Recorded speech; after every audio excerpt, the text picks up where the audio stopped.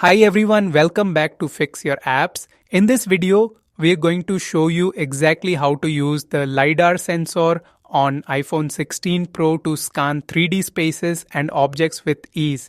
Now let's get started. Method 1, using the LiDAR 360 app. Step 1, open the App Store on your iPhone. Step 2, search for and install the app called LiDAR 360. Just type the name in the search bar and tap install once you find it. Step 3, open the app and sign in or set it up if required. Some apps may ask for basic setup or account login the first time you open them. Step 4, tap on create a capture inside the app. This option starts a new 3D scan using your iPhone's LiDAR sensor.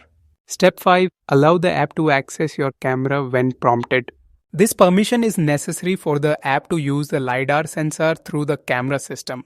Step 6, tap the record button to start scanning your environment in 3D. Your iPhone will begin capturing the depth and shape of your surroundings instantly. Step 7, move your iPhone around the object or space to let the LiDAR sensor build a 3D model. Try to move slowly and cover different angles to get an accurate scan. Step 8, tap stop once your scan is complete to see the 3D result. The app will then process the data and show you the model you just created. Method 2, using Apple's built-in Measure app. Step 1, open the Measure app on your iPhone. This app comes pre-installed and uses the LiDAR sensor to measure objects. Step 2, point your iPhone's camera toward the object or area you want to measure. You'll see measurement markers appear on your screen automatically. Step 3, follow the on-screen instructions to use the built-in LiDAR-based measuring tool.